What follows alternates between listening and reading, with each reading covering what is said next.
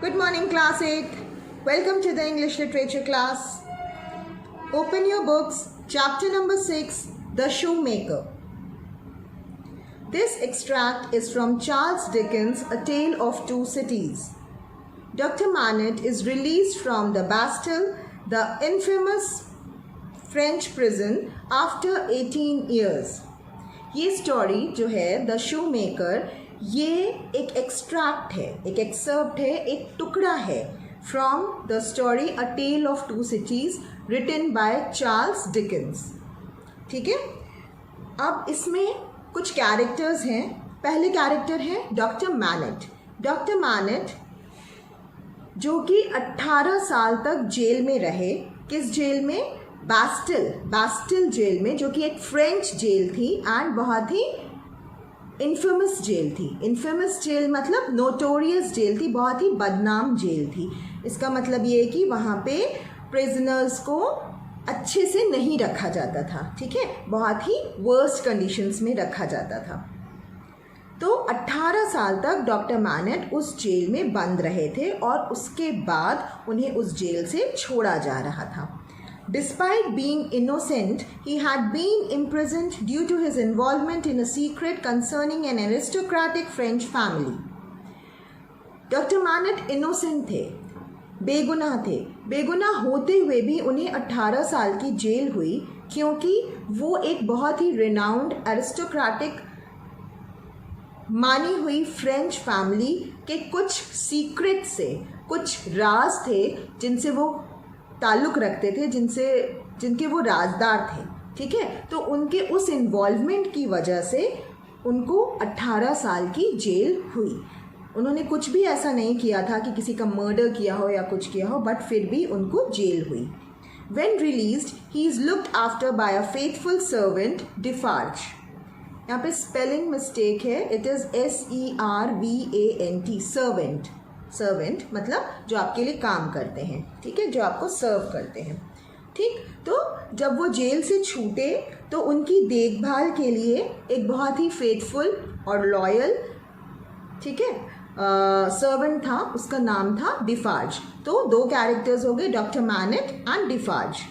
ठीक है. This extract focuses on the touching meeting between Dr. Manette and his daughter Lucy when she visits him with Mr. Lorry, an old friend. Lucy discovers that her father, whom she had believed to be dead, is alive but lost to the world. ये जो extract है, means ये जो story है the shoe maker, this is actually, ये focus करती है एक मीटिंग पे. किसके किसके बीच में मीटिंग हुई? ये मीटिंग हुई डॉक्टर मैनेट, उनकी डॉटर लूसी और मिस्टर लॉरी, मतलब उनके एक ओल्ड फ्रेंड मिस्टर लॉरी. इन तीन लोगों के बीच में मीटिंग हुई जिस पे ये स्टोरी फोकस करती है. Lucy discovers that her father. Lucy को उस दिन पता चला कि उसके फादर, जिसको वो समझ रही थी कि वो मर चुके हैं, which he had believe to be dead, वो आज भी जिंदा हैं, बट दुनिया के लिए वो मर चुके हैं. He is lost to the world, मतलब दुनिया में कोई नहीं जानता कि वो जिंदा है. Good day, said Monsieur Defarge, looking down at the white head that bent low over the shoemaking. Monsieur means Mr. Mr. Defarge. It is a French word of Mr. तो Monsieur Defarge. Defarge कौन था? The servant, the caretaker of Dr. Manette. ठीक है. तो mister डिफार्ज ने कहा good day. ठीक है. और किसको कहा? द शू मेकर को, जो कि वाइट हेड मतलब उनके सफ़ेद बाल थे. सफ़ेद बाल वाले उस इंसान को जो झुक के शूज़ बना रहा था, उसको उन्होंने विश किया good day. It was raised for a moment and a very faint voice responded to the salutation as if it were at a distance. Good day. कुछ मोमेंट्स के लिए वो सर हल्का सा उठा और एक बहुत ही फेंट यानी धीमी सी आवाज़ में रिस्पॉन्स आया विश का, सैल्यूटेशन का, गुड डे. ठीक है. You are still hard at work I see. Defarge ने कहा मैं देख रहा हूँ आप अभी भी बहुत मेहनत से काम कर रहे हैं. After a long silence, the head was lifted for another moment and the voice replied, "Yes, I'm working." एक लंबे साइलेंस, एक लंबी चुप्पी के बाद जो शू मेकर था, जो शू बना रहा था, वो इंसान फिर से सर उठाता है और रिप्लाई करता है, "येस आई एम वर्किंग", हाँ मैं काम कर रहा हूँ। This time a pair of haggard eyes had looked at the questioner before the face had dropped again. But इस बार हैगर्ड आइज मीन्स टायर्ड और अनवेल आइज, मतलब उनकी आइज से लग रहा था कि वो काफ़ी थकी हुई हैं, वो इंसान काफ़ी थका हुआ है। तो उस थकी हुई आँखों से उन्होंने क्वेश्चन करने वाले इंसान की तरफ देखा और रिप्लाई किया कि हाँ मैं काम कर रहा हूँ, और फिर से अपना सर झुका के काम करने लगे। The faintness of the voice was pitiable and dreadful. It was not the faintness of physical weakness, though confinement and hard fare no doubt had their part in it. अब ये जो कमज़ोर सी दबी सी आवाज़ थी, वो उस आवाज़ में अनहैप्पीनेस झलक रही थी। It was dreadful, it was pitiable. वो आवाज़ इतनी ड्रेडफुल, इतनी सैड, इतनी अनहैप्पी लग रही थी कि उस आवाज़ पे तरस आ रहा था, पिटिएबल। ठीक है, it was not the faintness of physical weakness, वो किसी फिजिकल वीकनेस की वजह से वो आवाज़ नहीं थी, किसी कमज़ोरी, फिजिकल कमज़ोरी की वजह से नहीं थी कि हमारी तबीयत ख़राब है, हमें बुखार है, उसकी वजह से वो आवाज़ इतनी दबी हुई सी, इतनी कमज़ोर सी नहीं थी। तो किस वजह से थी? Though confinement in hard fare no doubt had their part in it, वो इस वजह से थी, कन्फाइनमेंट यानी कि वो 18 साल तक वो इंसान जो जेल में बंद थे, तो उसकी वजह से जो उनके साथ मिसबिहेवियर होता रहा, जो अकेलापन उन्होंने झेला, उसकी वजह से उनकी आवाज़ इतनी ज़्यादा अनहैप्पी सी थी, ड्रेडफुल सी थी। ठीक है, clear? Its deplorable peculiarity was that it was the faintness of solitude and disuse. और उसकी एक शेमफुल सी खासियत, peculiarity means खासियत, ठीक है, तो उस आवाज़ की एक खासियत ये थी कि उसमें जो आवाज़ में जो सैडनेस थी, वो किस वजह से थी? वो अकेलेपन की वजह से थी, वो सॉलिट्यूड, लोनलीनेस की वजह से। सॉलिट्यूड मीन्स लोनलीनेस, अकेलापन, ठीक है, वो अकेलेपन की वजह से थी, जो अकेले वो 18 साल तक जेल में बंद थे। It was like the last feeble echo of a sound made long and long ago.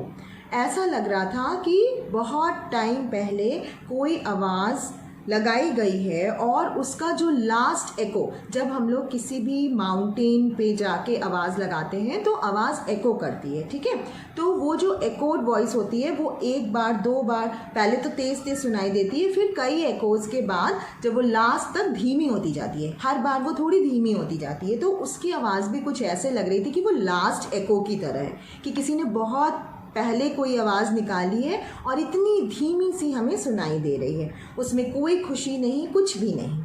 So entirely had it lost the life and the resonance of the human voice that it affected the senses like a once beautiful color faded away into a poor weak stain. उस आवाज़ की जो एक चहकना होता है आवाज़ में, जो रेजोनेंस होता है, जो चहक होती है आवाज़ में, जो एनर्जी, जो लाइफ होती है, उस आवाज़ में वो लाइफ बिल्कुल नहीं थी। एक ह्यूमन वॉइस में एक एनर्जी होती है, एक लाइफ होती है, वो उस आवाज़ में बिल्कुल भी नहीं थी, एकदम ही डेड वॉइस थी वो, है ना। और कुछ इस तरह लग रहा था जैसे कि एक ब्यूटीफुल सा कलर है और वो टाइम के साथ क्या हो गया है, एक फेडेड से धब्बे की तरह, पुअर वीक स्टेन, फेडेड से धब्बे की तरह हो जाता है टाइम के साथ यूज़ करते करते। उसी तरह से उनकी आवाज़ में भी सारी चमक, सारी खनक, सारी ब्राइटनेस ख़त्म हो चुकी थी।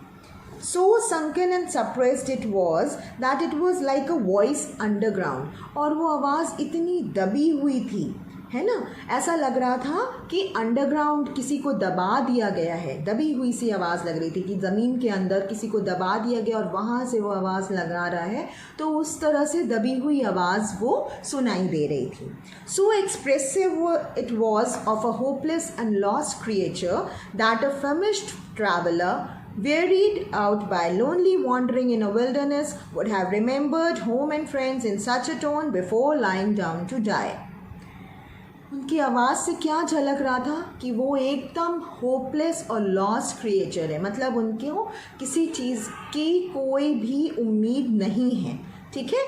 और ऐसा महसूस हो रहा था कि वो क्या है, वो एक, उनकी आवाज़ से ऐसा लग रहा था कि वो किसकी आवाज़ है, वो एक ऐसे इंसान की आवाज़ है जो कि बहुत दिनों से भूखा है, थका हुआ है, एक ऐसा ट्रैवलर जो बहुत दिनों से भूखा है, थका हुआ है और वो कहीं बस चलता जा रहा है, अकेले चलता जा रहा है। और इन अ विल्डरनेस मीन्स कि बहुत ही इनहॉस्पिटेबल रास्ते में, जहाँ पे कि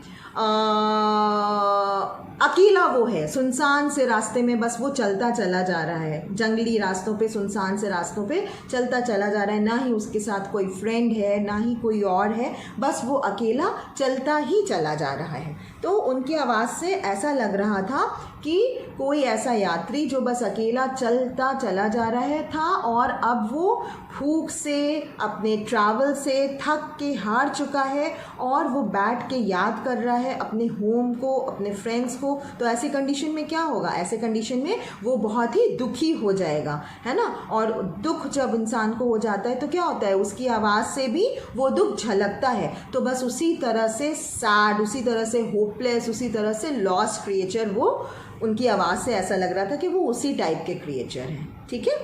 Some minutes of silent work had passed, and the haggard eyes had looked up again, not with any interest or curiosity, but with a dull mechanical perception beforehand that the spot where the only visitor they were aware of had stood was not yet empty. Silently वो कुछ देर तक काम करते रहे, फिर उन्होंने थकी हुई आँखों से ऊपर की तरफ देखा। क्यों देखा? किसी इंटरेस्ट या क्यूरियोसिटी की वजह से नहीं कि उनके मन में कोई सवाल आ रहा है, उन्होंने सिर्फ इसलिए देखा कि जहाँ पे कोई खड़ा होके मुझसे क्वेश्चन कर रहा था, क्या वो विज़िटर अभी तक वहाँ पे है, वो जगह खाली तो नहीं हो गई है, यानी कि मैं फिर से अकेला तो नहीं हो गया हूँ। I want, said Defarge, who had not removed his gaze from the shoemaker, to let in a little more light here. You can bear a little more? अब डिफार्ज ने कहा कि मैं चाहता हूँ कि इस रूम में थोड़ी और लाइट हो, इस रूम में काफ़ी अंधेरा है, थोड़ी और लाइट हो, तो क्या आप थोड़ी और लाइट बर्दाश्त कर पाएंगे? The shoe maker stopped his work, looked with a vacant air of listening at the floor on one side of him, then similarly at the floor on the other side of him, then upward at the speaker. डिफार्ज की बात सुन के शू maker जो है वो उसने अपना काम रोक दिया और उसने अपने दोनों तरफ नज़र डाली, लेफ़्ट साइड पे और राइट साइड पे, और फिर ऊपर की तरफ स्पीकर की तरफ देखा। स्पीकर की तरफ देखा मतलब जो बोल रहा था, कौन बोल रहा था? ऑफ कोर्स मिस्टर डिफार्ज, वो बोल रहा था, ठीक है, वही उससे बात कर रहा था ना। लाइट के लिए अभी उसने पूछा, व्हाट डिड यू से? उसने पूछा, क्या कहा तुमने? You can bear a little more light. Defarge ने अपनी बात रिपीट की, क्या आप थोड़ी और लाइट बर्दाश्त कर सकते हैं? I must bear it if you let it in, laying the palest shadow of a stress upon the second word. उसने कहा, अगर तुम और लाइट अंदर आने दोगे तो मैं उसको ज़रूर बेयर करूँगा, उसको मैं ज़रूर बर्दाश्त करूँगा। The opened half door was opened a little further and secured at that angle for the time. जो डोर आधा खुला हुआ था उसको थोड़ा सा और खोल दिया गया, was opened a little further and secured at that angle for the time, और वहाँ पे किसी तरह से उसको सिक्योर कर दिया गया, जैसे कि हम गेट में गिट्टक या स्टॉपर लगा देते हैं, तो उस गेट को वहाँ पे टिका दिया गया ताकि थोड़ी सी और लाइट अंदर आ सके। A broad ray of light fell into the garret. Garret means a small room on the upper floor, ठीक है। तो छोटा सा कमरा, कमरे में क्या हुआ, रोशनी की किरणें चारों तरफ फैल गईं and showed the workman with an unfinished shoe upon his lap pausing in his labour. और उस रोशनी में क्या दिखाई दिया कि एक शू मेकर है, एक काम करने वाला बंदा, एक वर्कमैन है, और उसने उसके गोद में क्या पड़ा हुआ है, एक अनफिनिश्ड शू जो अभी कंप्लीट नहीं हुआ है, वो शू बना रहा था, तो उसकी गोद में एक शू पड़ा हुआ है और उसने अपना काम रोक दिया है, ऐसा उस रोशनी में दिखाई दिया। His few common tools and various scraps of leather were at his feet and on his bench। ठीक है, उसके कुछ कॉमन टूल्स और लेदर के टुकड़े वहाँ पे फैले हुए थे, कुछ उसके पैर पे पड़े हुए थे और कुछ उसकी बेंच पे पड़े हुए थे। He had a white beard, उसकी सफ़ेद रंग की दाढ़ी थी। A hollow face and exceedingly bright eyes। एक hollow face कहेंगे कि एक पिचका हुआ सा फेस, ठीक है, पिचका हुआ, लाइक एक फूला फूला सा फेस होता है, प्लम्पी सा, एक पिचका हुआ सा, मतलब कमज़ोर इंसान का पिचका हुआ सा फेस, जैसे ओल्ड मैन लोगों का हो जाता है वैसा फेस, ठीक है। A hollow face and exceedingly bright eyes, लेकिन उनकी आँखों में कुछ चमक सी दिखा रही थी, बहुत ज़्यादा ब्राइट आइज़ लग रही थी। The hollowness and thinness of his face would have caused them to look large under his yet dark eyebrows. उनका फेस इतना ज़्यादा थिन और हॉलो हो गया था कि उसकी वजह से उनकी आँखें जो कि आईब्रोज के नीचे थी वो बहुत बड़ी बड़ी दिखाई दे रही थी। And his confused white hair though they had been really otherwise but they were naturally large and looked unnaturally so. और उनके सफ़ेद बाल थे, यहाँ पे उनके फिज़िकल अपीयरेंस का डिस्क्रिप्शन दिया गया है, हाँ, कि उनके सफ़ेद बाल थे, ठीक है, और जो कि काफ़ी बड़े थे, हाँ, और काफ़ी अननेचुरल लग रहे थे, मतलब प्रॉपरली कट नहीं थे। तो जब रोशनी पड़ी तो उनके फेस दिखाई दिया, तो उसका डिस्क्रिप्शन यहाँ पे दिया हुआ है कि उनका फेस बहुत हॉलो और थिन था, ठीक है, बहुत ही पिचका हुआ सा और पतला सा चेहरा हो गया था उनका, और चेहरा पतला होने की वजह से उनकी आंखें बहुत बड़ी बड़ी सी दिखाई दे रही थी, उभरी हुई सी दिखाई दे रही थी, और उनकी वाइट बियर्ड थी और वाइट हेयर थे जो कि अननेचुरली कुछ टेढ़े मेढ़े से बड़े हुए से लग रहे थे, ठीक है। His yellow rags of shirt lay open at the throat and showed his body to be withered and worn. और उन्होंने जो येलो कलर की शर्ट पहनी हुई थी, फटी पुरानी सी शर्ट थी, वो यहाँ पे थ्रोट के पास, गले के पास खुली हुई थी, और उनकी बॉडी जो है वो दिखाई दे रही थी कि बहुत ही थकी हुई सी है, बहुत ही विदर्ड एंड वॉर्न है ना, बहुत ही बेजान सी है। And his old canvas frock and his loose stockings and all his poor tatters of clothes had in a long seclusion from direct light and air faded down to such a dull uniformity of parchment yellow that it would have been hard to say which was which. He and his old canvas frock, वो और उनका canvas का जो पुराना सा frock उन्होंने पहना हुआ था, फ्रेंच ड्रेस होती है, वहाँ पे मेन लोग भी चुन्नट पड़ी हुई फ्रॉक अपर में पहनते हैं और नीचे उनका एक अलग सा ट्राउज़र होता है, ये वहाँ का ड्रेस होता है।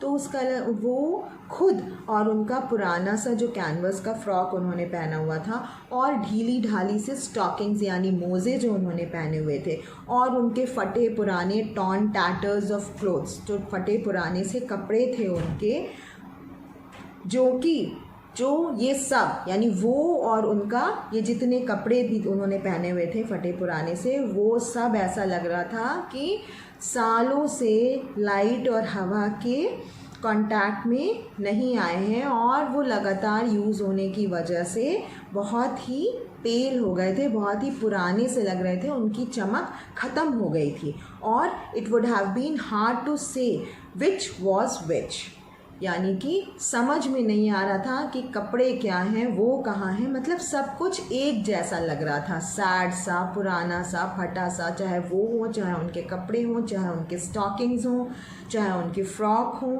ठीक है, सब कुछ बहुत ही पुराना पुराना सा और बेजान सा लग रहा था, ठीक है। तो कहने का मतलब ये है कि लोनलीनेस ने और 18 इयर्स के इम्प्रिजनमेंट ने, 18 इयर्स की सज़ा ने उनको तोड़ के रख दिया था। Clear? So this ends our today's session children. We will continue this chapter in our next session. Have a good day.